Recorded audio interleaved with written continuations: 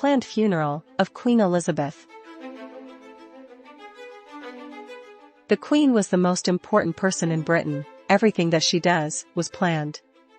Don't you think the death of such an important personality might have been planned? Oh, sorry.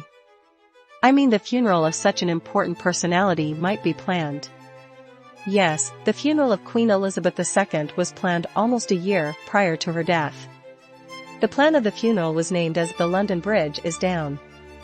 This was a code phrase for the Queen's death. Isn't it shocking?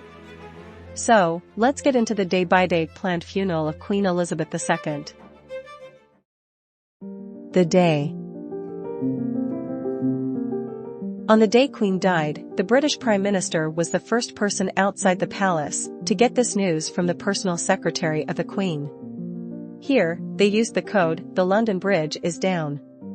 Secondly, this news was shared with the Queen's representatives in 14 other countries, where the Queen was the head of the state. Next comes the 40 Commonwealth nations. They were informed about the death of the Queen. Once the news was circulated to all the important figures, the BBC News appears in black clothing as a mark of respect. Even the logo of the channel changed to black, from red. The channel was not supposed to publish any comedy show until the Queen's funeral. A black notice was put upright inside the gates of Buckingham Palace. It stated the same message, which was posted on the website of Buckingham Palace. The Britain flag on the official buildings was half-mast. The officials of the United Kingdom place a black armband, which was of a specific measure, on their left arm. The Church of England and all other churches around the UK started ringing the bells, and it was continued for the next 10 days, in the significance of the death of their supreme governor. Daily life, stock markets, match fixes, everything was either cancelled or closed as a gesture to show respect to the late monarch.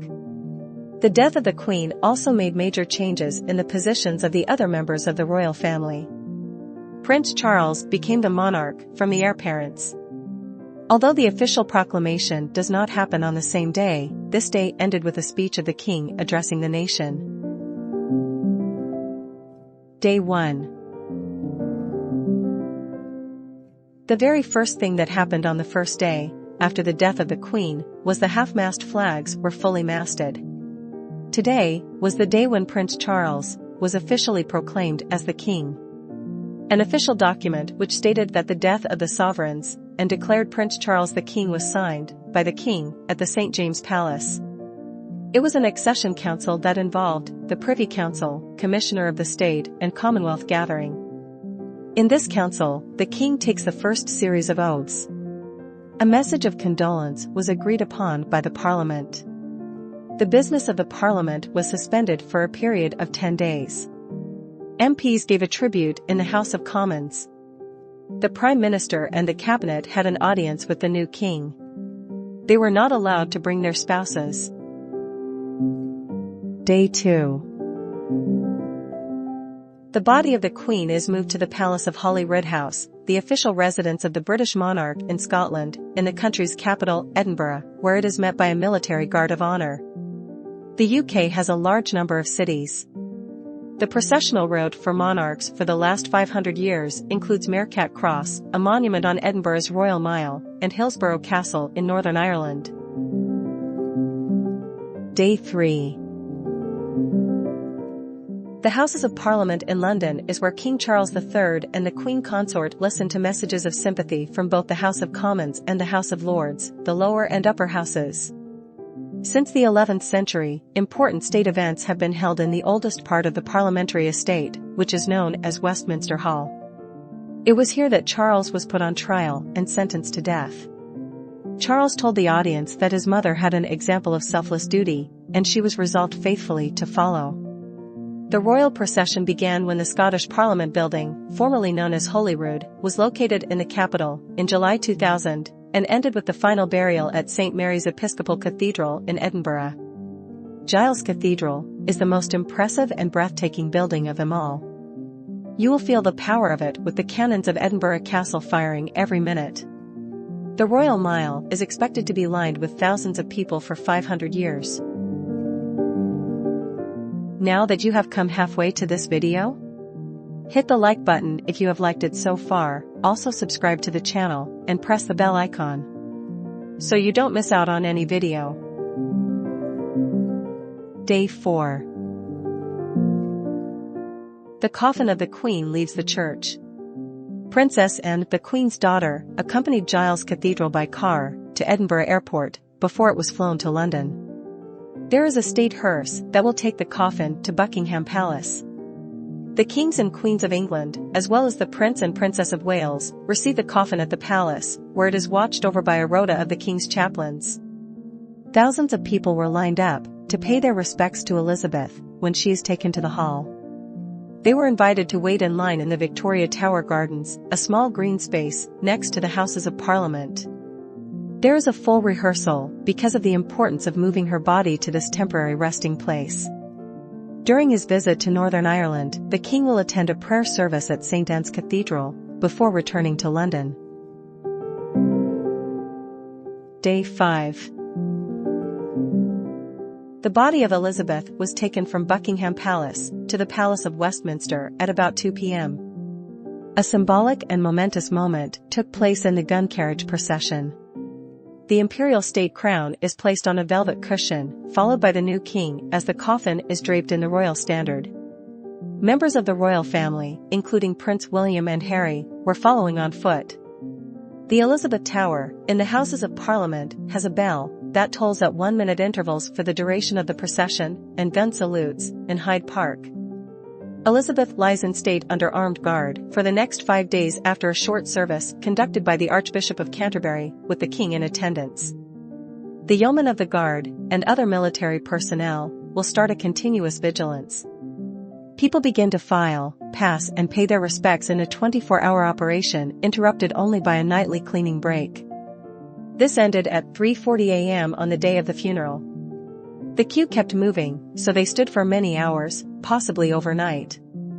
The British government had already said that if they decide to bring children with them, they should consider all these factors of standing overnight. The Queen Mother, King George VI, Elizabeth's father, and the British wartime leader were all in this hall. In 1965, the last British state funeral was for the leader of the free world. Day 6.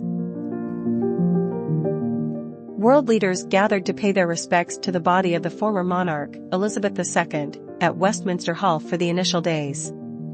At Buckingham Palace, the new king was meeting members of the royal family. Day 7. Charles attends a church service at St. Llandaff's Cathedral in Cardiff, then a reception at Cardiff Castle. The title of Prince of Wales has been passed down to William by his father, Charles. Charles and the Queen's other children are expected to join a candlelit march in London to honor their mother. Day 8. The Queen is laying in state for the third day in a row. After the King meets foreign leaders at Buckingham Palace, members of the royal family and foreign heads of state sign a book of mourning and give speeches at Lancaster House. Day 9. In a long-standing representation of Britain's constitutional monarchy, the new king holds an audience with Prime Minister Liz Truss. The monarch plays an important advisory and ceremonial role, even though Parliament holds all political power. While a rehearsal for the Queen's funeral takes place in Westminster Abbey, the king was expected to view flowers left by mourners on the Hall, the long road from Buckingham Palace into central London. Day 10. The official send-off for Elizabeth took place 10 days after her death, with her family, British establishment figures, and heads of state in attendance. The day has been declared a public holiday in the UK. All surviving former British prime ministers were present at the Abbey during the mourning. At 6:30 a.m., the final mourners were admitted to Westminster Hall to pay their respects. The imperial state crown, orb, and scepter were on the coffin before it makes its short journey. The new king and his son, accompanied by the Queen's other children, walk slowly behind the hearse as it makes its way from Parliament to Westminster Abbey, a distance of about half. The time was 6 a.m. Eastern Time. The pallbearers stop at the grave of the unknown warrior before Big Ben goes off to mark the national 2-minute silence.